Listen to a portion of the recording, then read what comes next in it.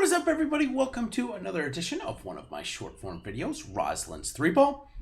And this week, I get the best technology upgrade I think I've ever gotten here. My guys here internally at Awesemo have given me quite a nice upgrade on my PowerPoint slide, so I hope you guys all like it. I hope you like seeing the pictures and all that fun stuff. So, if this is your first time joining us here on the Rouslin's 3-Ball, what I do is I go over a very high level about the tournament, about the course. I give you 3 players competing in the tournament. Then I go into my round 1 showdown and head-to-head and 3-ball bets. Because listen, golf sweats are literally the best. So why not start it off right away, go right into the first day, Thursday, and be able to find out if you won or lost by the end of the day. So let's jump right in. This week we are going to the Arnold Palmer Invitational. Sorry there, it looks like I swapped what I was attempting to do. So we're going to put me back on for a second here. And while I get that up, sorry about that. I apologize. I just put it on the wrong slide. So it is the Arnold Palmer Invitational, like I mentioned. And it is played just outside of Orlando, just outside of Disney World. You know, here's Baby Yoda right here. He's a big part of Disney World now. So finally I got it up and get my ugly mug off the screen here. We're going into the Arnold Palmer Invitational. Of course, for more detailed information about this type of stuff and more, read the free First Cut article. Find it at awesemo.com/PGA. A bunch of other free stuff there as well.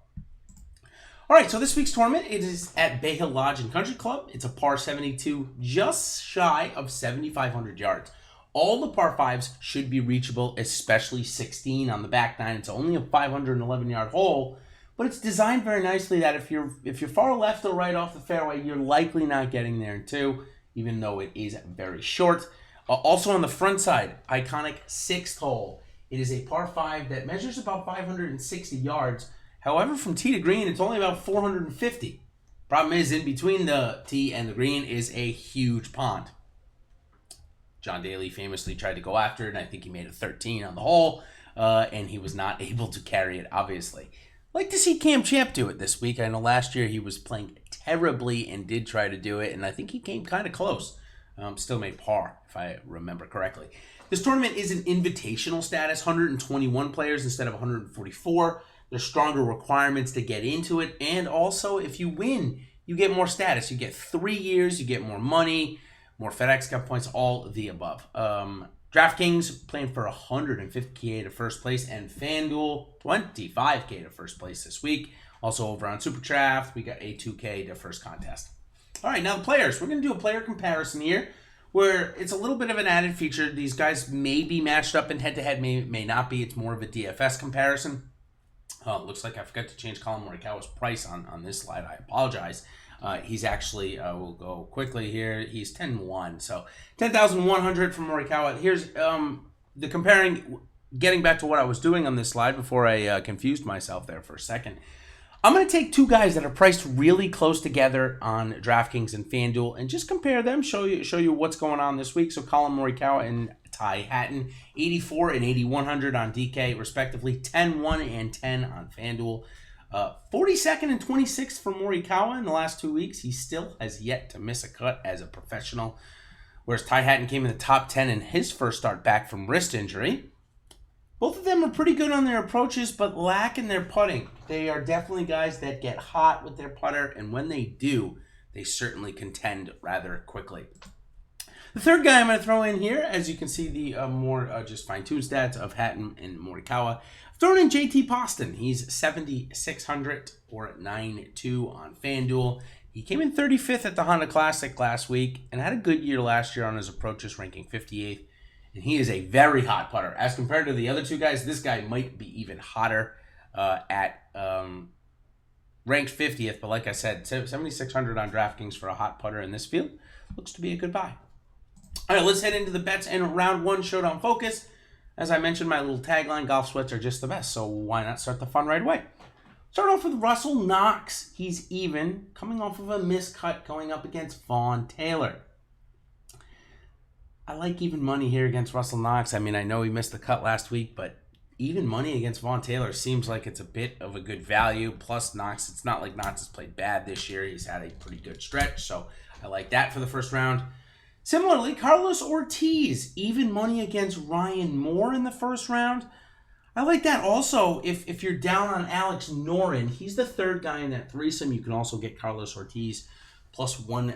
I believe it's plus 150 or 170 on the 3-ball. So just thought I'd throw that out. My weekly record last week, I had a very nice first round. I went 2-0 with a nice parlay. Gary Woodland was plus 110 versus Koepka. I talked about how Koepka is rusty. Woodland is not. And I took Shane Lowry, even versus Louis Oosthuizen. And Louis definitely not in good form at all, having one of his worst rounds in quite a while. So 2-0, got a parlay. However, they took parlays off for this week. I'm not really sure why or what happened there, but they did. And that's what we have. So no parlay this week on the head-to-heads. We're going to round one showdown focus. So this week we are, it looks like, going to have a little bit of a weather element. I know we hate to talk about that. I know it's really annoying to try and plan for, but let's try and take advantage of that in the round one showdown format. Roy McIlroy is 11K going out in the morning. Dr. Edmond's got the first tee time in the morning going at 6,300. Just a quick note on Dr. Edmond. He led the field. He led the field last week in birdies. So to me, I don't know what more you could be looking for when you're looking for a cheap guy that you're trying to fill out, especially a round one showdown focus. You want a guy that makes birdies. We don't really care about making the cut, right? So that's why I like Dr. Edmond, 6,300. Oh, forgot to mention my 3-balls. Apologize. Let's get the 3-balls back up there. Get my ugly mug off the screen here for just another second. My 3-balls this week, Tony Finau, plus 105. He's going up against Danny Willett and Matthew Wolff. I watched Matthew Wolff last week, and don't get me wrong, I touted him for the third round, and then I got to watching him on featured groups, and he just doesn't seem like he's in good form. He's getting very angry with himself after misses. It just doesn't seem like he's there, and Danny Willett has had a rough little patch here, so I like Tony Finau plus 105. The next one, I'm going a little bit more aggressive with Matt Wallace, who had a great round one, and then was the victim of some mud balls on round two. It looked like 3 in a row there on that his back nine, which was the front nine, making double on the 6th hole from it. So I like him to have a bounce back week at a course he played well last year, plus 225 versus Lee Westwood and Rafa Cabrera, who last year we would not have been getting these numbers. So I like Matt Wallace to be in a little bit of a rebound. Last week, we went 1-1. I don't know why it says 1-0. Maybe I'm giving myself a little bit of a benefit of doubt. We hit Joaquin Niemann plus 280 versus Fowler and Hovland. Both of them played all three of them played bad, but Niemann played the worst, and we lost the Teeter versus Tringale and Burns bet. Okay, so just wanted to mention that when we have weather situations, it's tough when you're building out your week-long lineups to go only look at 60 players.